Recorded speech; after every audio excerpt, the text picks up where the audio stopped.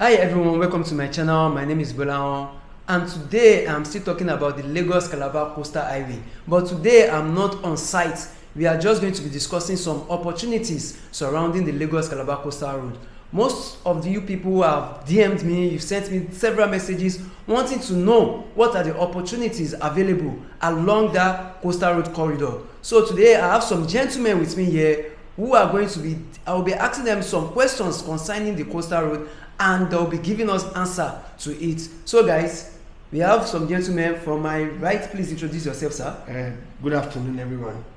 My name is Okoye Chukwemeka Taiwo, the Director CEO of Kentimu Limited. We are into real estate. We are the owners of Strong Tower and Silvergate properties. Okay, the other gentleman. Hello everyone, good afternoon. My name is Surveyor Okoye Kendi Chinedu, and I am the Director in Kentimu Limited. And as rightly said by the CEO, we are into property development, we are into real estate, and also we are into property tech. Thank you very much. So let's just go ahead and start the conversation. What do you think are the opportunities surrounding the Lagos-Calabar Coastal Highway, more specifically within the Lagos-Ogun corridor? Thank you very much, Mr. Bolaon. I sincerely want to first use this opportunity to thank you for coming to our office to give us an opportunity to speak to people about the various opportunities that are available on the Lagos to Calabar Coastal Highway.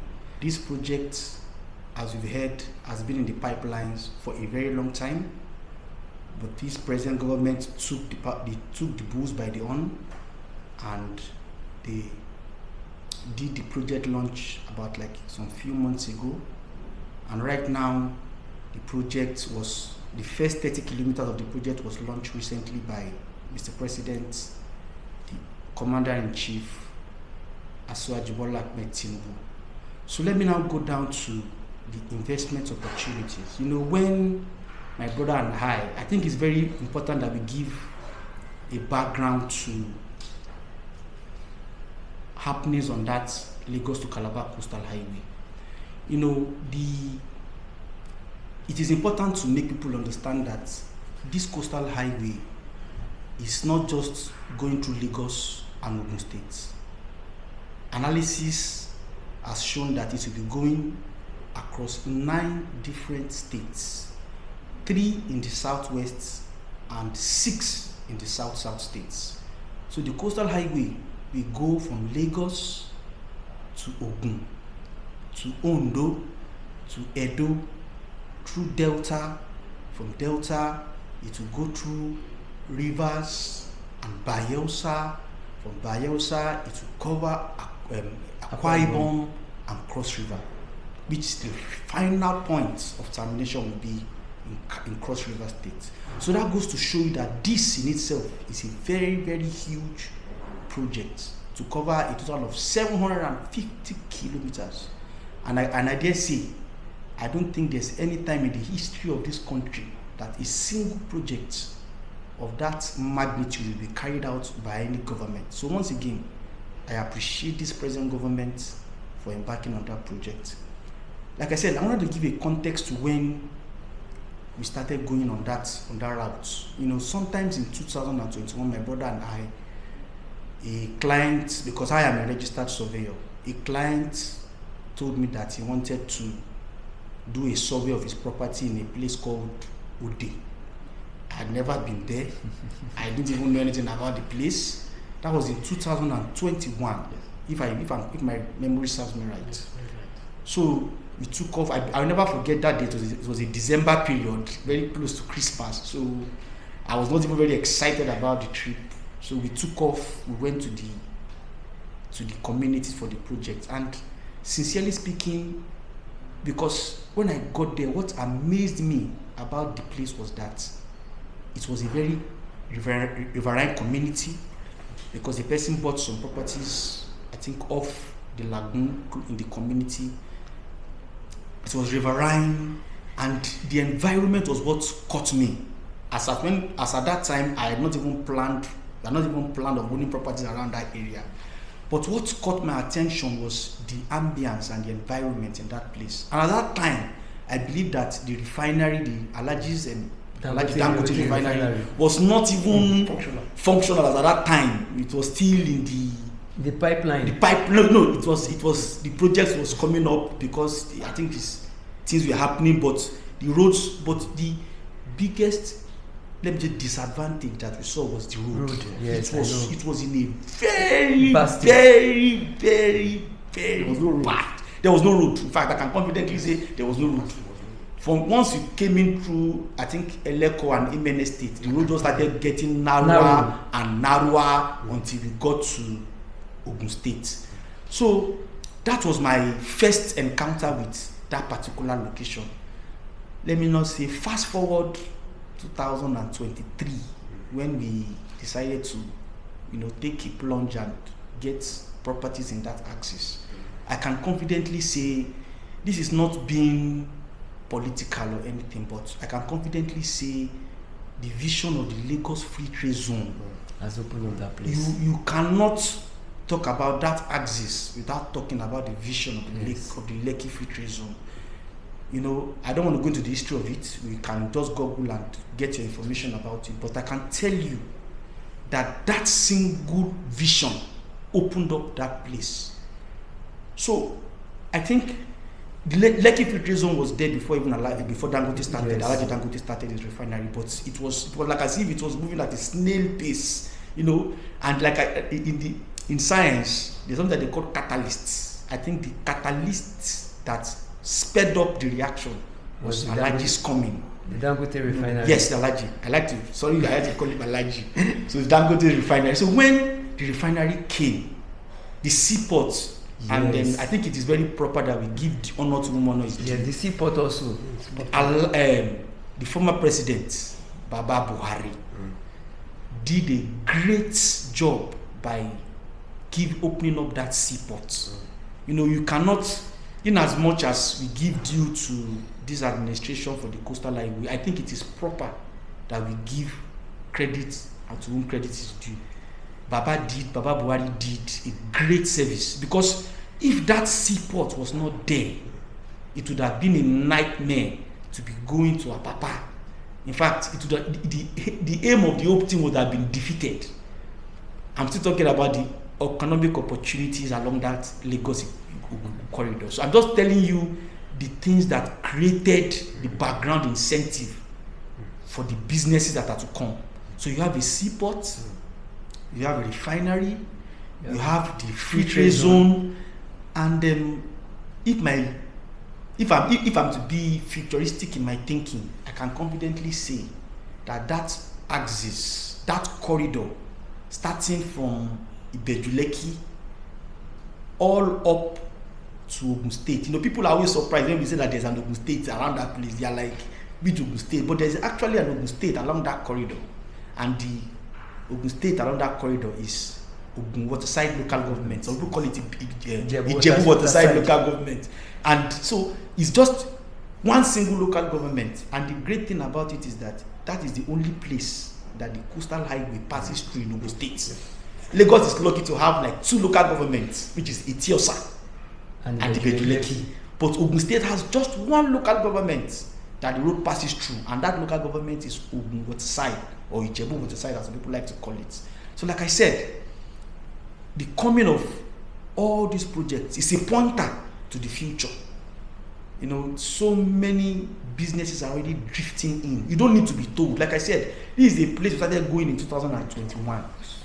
And I can tell you that between 2021 till now, the development that has occurred on that corridor, I dare say, I'm always very careful with the words I use.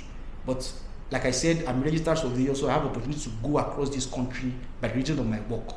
I dare say that corridor is one of the fastest developing corridor, not only in Nigeria, I dare say, but in the whole of West Africa.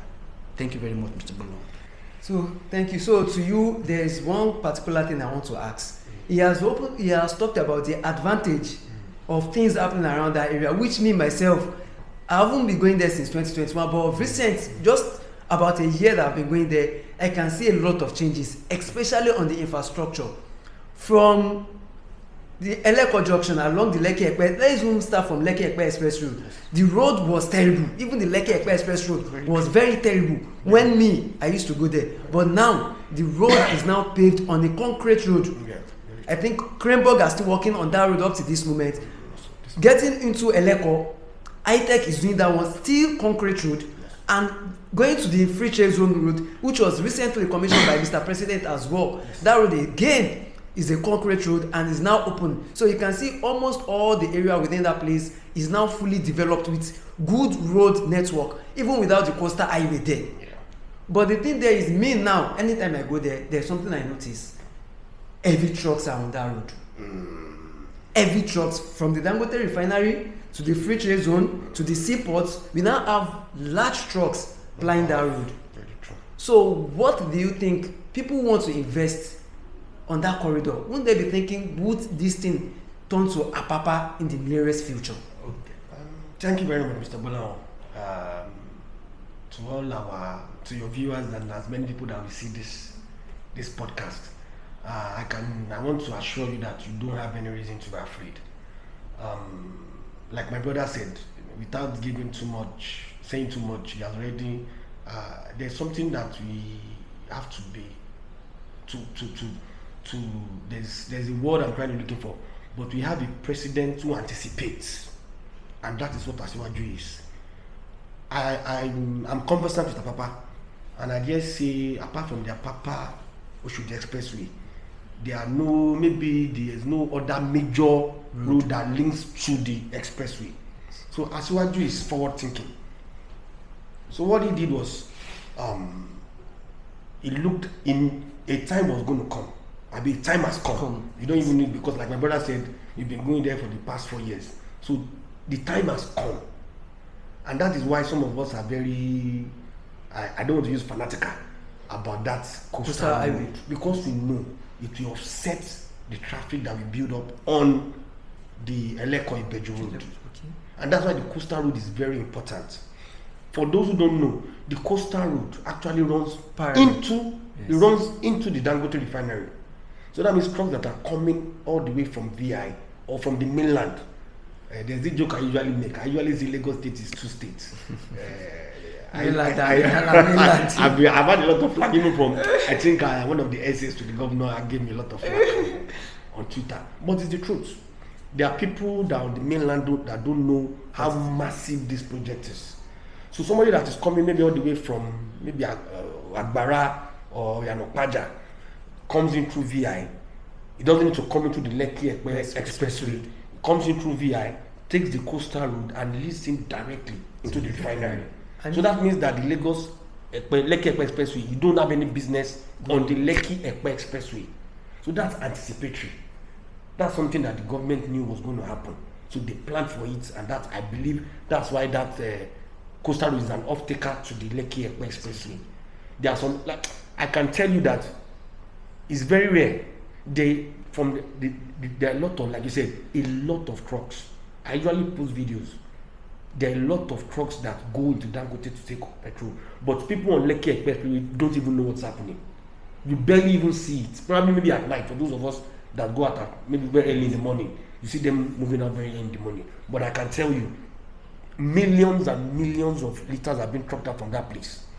So what the government has done, the Ijebu road has taken off as down to I think to Shagamu. So it takes care of. I think that route you are actually talking about takes care of trucks coming out from Lagos, not within Lagos. So all the trucks coming outside from Lagos will eventually be plying that road. So those who are coming from the mainland, because that's where they will be coming from, basically, they will take the coastal road. So, and there's something that I must say, for those who know about the refinery project, Alhaji was very futuristic. Alhaji Dangote, they have this massive trailer park. There's a massive trailer park in the refinery itself. So that issue that happened in Apapa, because Apapa is sort of enclosed. Yes. It started off as a residential area before the depots started coming up. So Apapa is sort of closed and enclosed. Apapa was a GRA before those trucks. Yeah. So Alhaji Dangote already handled that. So that truck park, I believe, I think he has 4,000 trucks are going to enter there. Because that's what I know. That's what I'm actually going to talk about. He himself is even bringing more trucks. So, according to what we were told, the refinery is twice the size of VI. Yes. So that's anticipatory. That's the whole local government. That just tell you how big that place is. So I am sure the issue of trucks and parking and that will probably become a nightmare in the future. It has all been taken care of. The city, the place is big enough to accommodate anything that comes into it. So whoever wants to invest shouldn't be fearful that maybe tomorrow this such thing that what happened in Apapa might likely happen in Dangote. I think all that was taken care of from the very beginning. So that problem won't arise. Thank you very much. Back to you, sir. Mr. Taiwo, Mr. Kenny, sorry, I'm mixing it up. Mr. Kenny, back to you, surveyor. So, what do you think are the prospects for person, someone like me now, I would like to invest? Firstly, I've had a series of people using the Dangote refinery to send land within that corridor. Me, I can't live there because of the gas flaring. Yeah. It doesn't make sense to me. So I would prefer somewhere that is even inward, but very close to the highway, which is open, but a little bit inward. So what do you think are the opportunities for people within that corridor?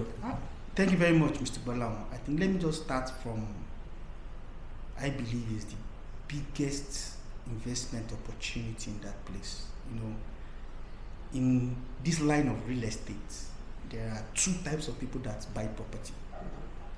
The first set are what we call speculators. I think, and this also happens even in the stock exchange.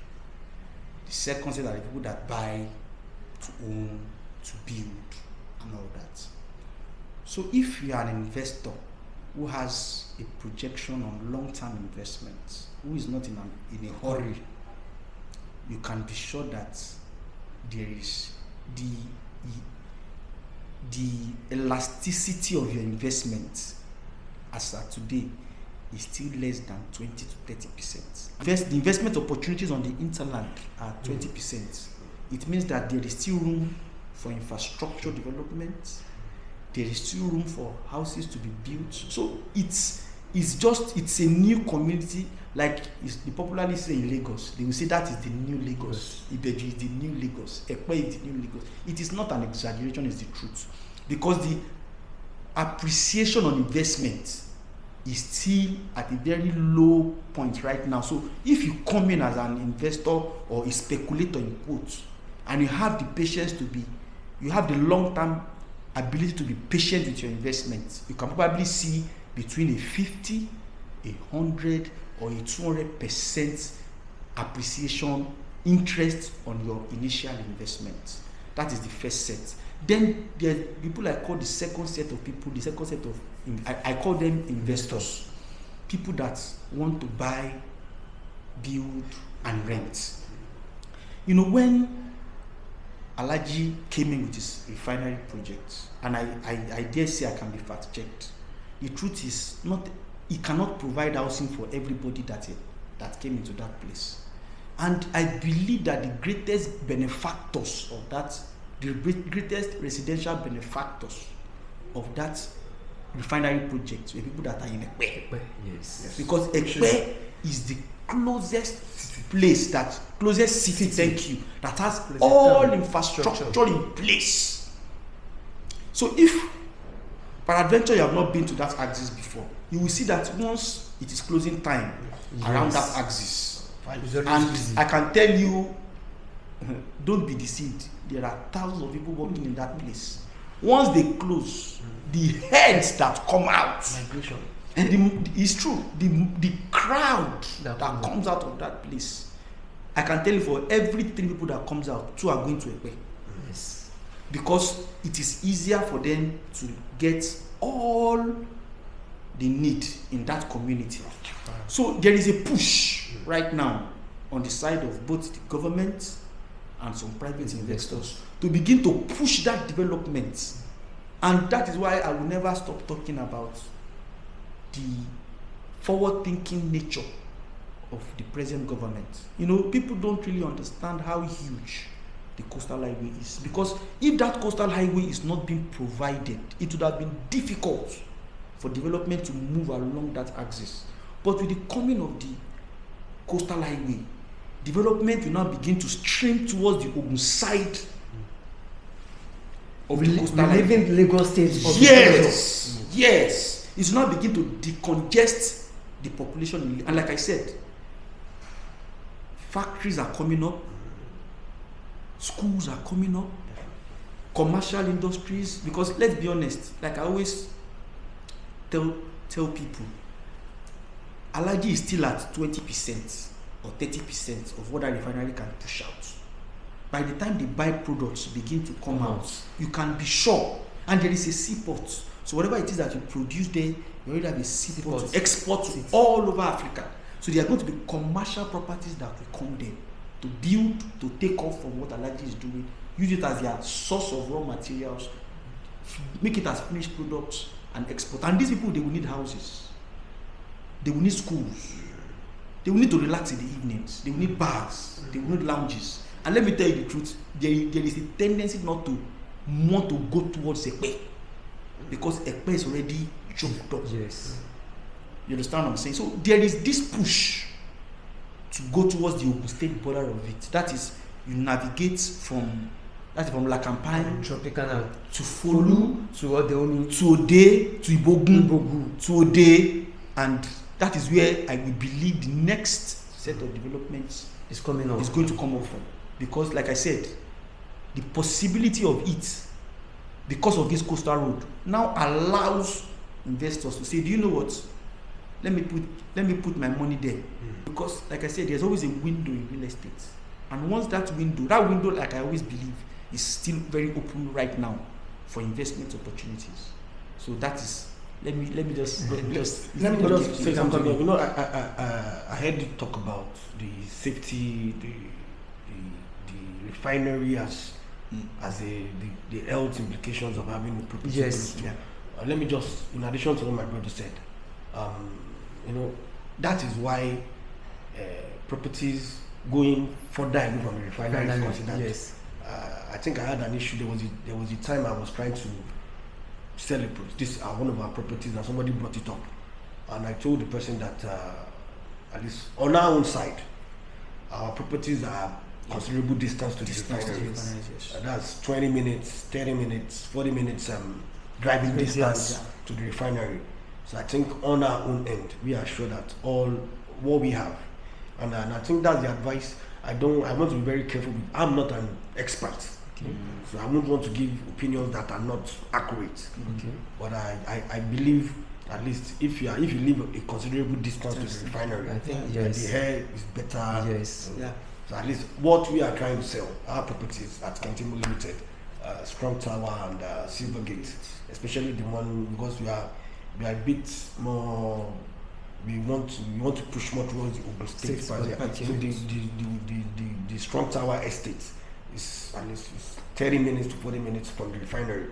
So whoever buys into it, and I guess whoever buys into it along that corridor too, can be assured that the air is better. You don't have that kind of problem.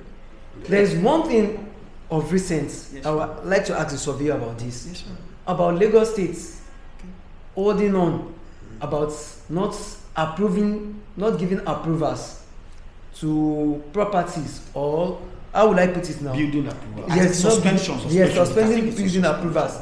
So what will you like to say about that? I think it's very important to state that we are yet to get a more comprehensive information from the Lagos State government. So my opinion on it will be very limited until we get exactly what the government clear is trying communication. Communication. But I think everything still predicts on what the president has been saying for quite a while now. The president and the minister have been very, very instructive that there has been a lot of encroachment on the coastal highway setbacks. Yes. And I think during his last meeting in Lagos, the commission, and he clearly said that for now there are going to be some issues as regards approval. Even the president actually even called out the deputy governor, make sure he instructed that no approval should be given. So I think everything is in line with what the president said. Okay. So I think we should just hold on to get more information. But normally, as someone in real estate, there are already a marked and standard setbacks for all infrastructures projects anywhere in Nigeria. You understand? So if there is a power line that runs in a community, there's already a required setback. And what is the purpose of the setback? Is to avoid situations whereby government might want to probably expand the project.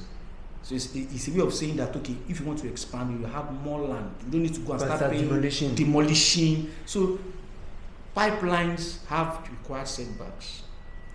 Highways have required setbacks. Even water bodies like oceans, they have their required setbacks.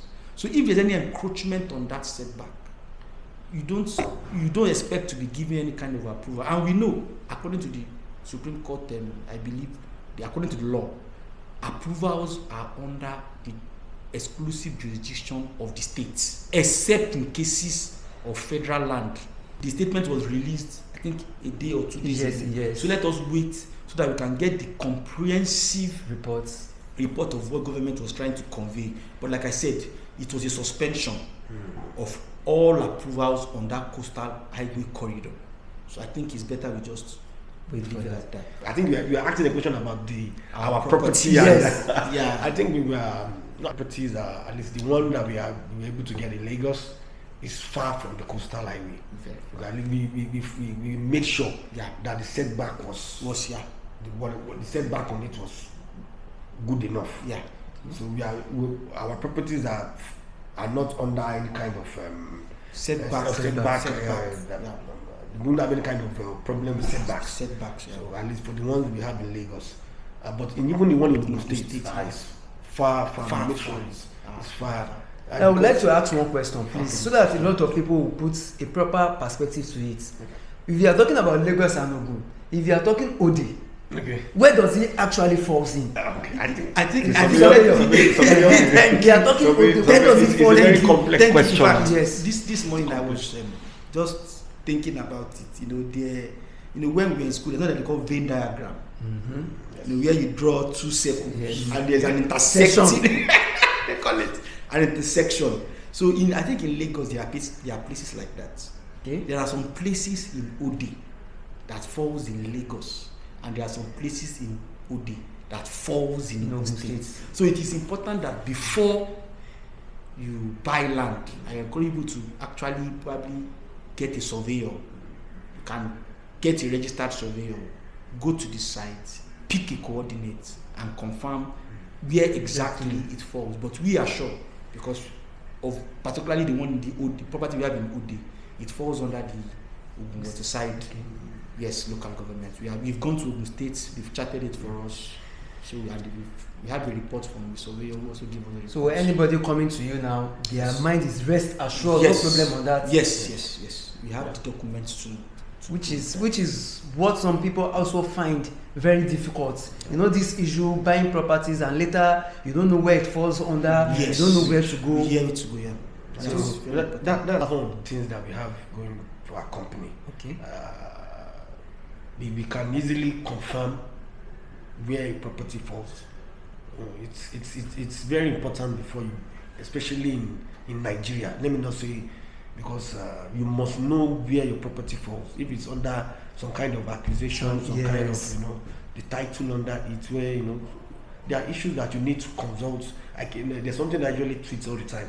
I tell people on social media that it's not a lawyer.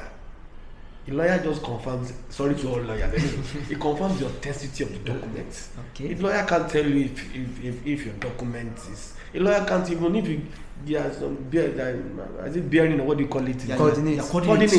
So the lawyer might not even know whether the coordinates they are giving him is the land is even checking. It's genuine. It's genuine. Yeah. You can't interpret the coordinates whether the land is actually what is buying. Yeah. All is concerned about is the documents. Yeah. Yes. So there are some minor. So for our company, at least we have gone past that stage. Yeah. Anything that we're pushing out is we know what is on ground. We've done our assessment and we're sure of. So, and I think I will encourage all. It's just my advice. All real estate companies, especially young and upcoming real estate companies, should please make sure they don't just start selling. Ask, consult a surveyor. Make sure make sure the land is what you're selling. Make sure it doesn't have any encumbrance around it before you start selling. Our products we have 2 estates, one in Lagos and one in Ogun State. Both are off the coastal road.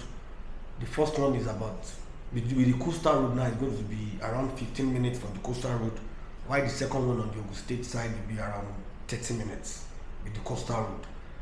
We are selling a land in the Lagos side of it. We're selling it for 5 million. That's 500 square meters. Okay. And 300 square meters is going for 3 million.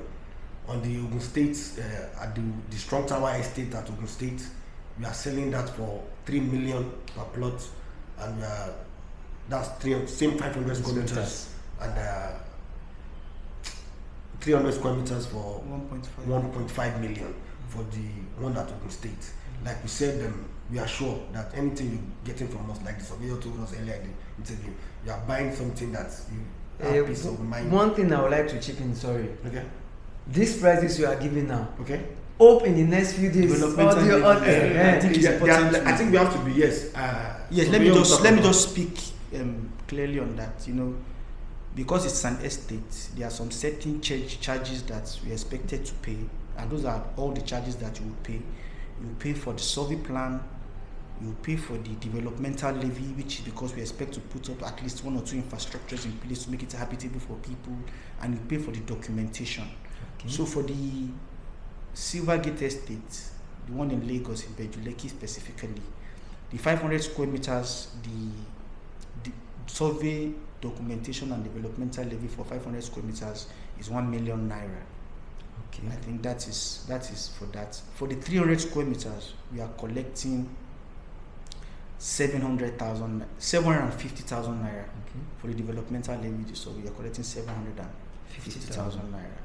Meanwhile, for the one in Ogun State, that is a Strong Tower Estate in Ogun State, for 500 square meters, your survey, developmental levy and documentation, you are expected to pay 850,000 naira, while the 300 square meters are expected to pay 500,000 naira. So before we go, I just want to say this. As a company, we understand the power of technology. Yes. Yes. We understand the power. Technology is powerful. It's power, yeah. People can. Remember growing up, you had to go to the bank, fill a teller. Not like I'm that old, but I can't even remember the last time I entered into the bank to fill a teller to withdraw. It's that easy. So technology, we must understand that technology is part of our life, and that Kentimo Limited, we're able to develop a product. We are in the, like my brother said in the beginning, we are in the prop tech space. That's property tech, and we are able to develop a product. We call it Kentimo, KEN. TTIN.co. That's our cap. Yeah. We know that, like we discussed, we know that young people need to buy houses. Mm-hmm. Young people need to pay. Yes. Young people need to make instrumental payments. Mm-hmm. We need to open up the space to those kind of. We need to be able to accommodate all those kinds of options. So that's why one of the reasons why we developed Kentimo.co, and I can tell you is. The idea behind it is to make acquiring property very easy. It's as easy as ordering food from an online store. Mm-hmm. So what we did is we looked at it and we looked at all the process of acquiring the property, from the inspection, verifying the property to allocation. We looked at every process of acquiring the property, and then we decided, okay, let's try to digitize what we can digitize. Yeah. So that's why we started Kentimo.co. Mm-hmm. Even to the point of payment. Yeah. We have some very good partners working with us, some fintech companies that will take care of. So whatever details you put online, with us is secured. Yeah. Your data is safe. Your data is safe because we have the people handling the finances, the payment at the back end. They are reputable companies. So we looked at that process and said, okay, let's start it. It's been a challenging process. Nigerians are a bit. That's why you like working with young people. Nigerians are a bit, but it's catching up. Yeah. So what we're doing is you can log into the account. Okay. You can log into the website, open an account. You have for buyers, those who want to buy. For now, because of one or two issues, we believe let's start with our own properties. Yes. So that's why for now we have only our properties. So you go online, open an account, verify your accounts. You have to know who you are, because that's the thing about real estate. KYC. There's a lot of payment going in, so we need to know who is paying. So you need to be very careful who is communicating with us. So you do your KYC, you look at the land, you choose what you want. Once you do that, we put in some rail guards, safety guards, to make sure that people don't, because there will be complaints. Yes. So we make sure that at least we have given you an option of before you can get to the point of payment. And I think that's one of the credibility that you have put on that website. You don't just pick a property and pay. Yeah. You must come to inspect it. Yes. There must be a physical inspection. But we now realize that what about people who are abroad who want to buy? Do we stop them? So we made the option of virtual inspection. Okay. It could be in your room, you do a video, you put up a drone from wherever you are, you do a live video so you can actually inspect the property. And then we are putting up the Google, what do you call it? You can pinpoint geolocation. Sorry. Geolocation. I lost that. So you can geolocate the property you buy. So you actually the coordinates will be given to you, so you can geolocate it. So once wherever you are, yes, in the world, that's the option you are looking at. So wherever you are in the world, you geolocate your property, and after your inspection, and you're sure that you're inspected, then we send you the documents. We verify your documents. Okay, we explain to you the process, what the documents contain. You can send that to your lawyer to check it, and once you have gone through all that process before you now open up the process of payments. So that process, then you make payments. And on the website, we made the payment very flexible. The 3 months, the 6 months, different plans. We put up different payment plans to make it easy. So even if you don't even have up to that, I think you can still call us. You still look at just more flexibility. Just make it flexible, just so that people can own property, especially like we said, especially our young population. So that's on our website. There is a lot of payment options on our website. We know that our young people are into crypto. So yeah, some people have Bitcoin. They have Tether. They have Solana. You can make yes, we have incorporated Bitcoin. Yes, we are working. Yes, that payment option is actually on the website. You really had young people in mind. Honestly, you made all the plan easy for young people. So, gentlemen, I really appreciate you for coming and explaining a lot of things to us on my channel. So, thank you very much, Mr. Taiwo. I'm right now. Yes. Mr. Kenny, thank you very much. And thank you, I really appreciate it. So viewers, thank you for watching, and see you in my next video.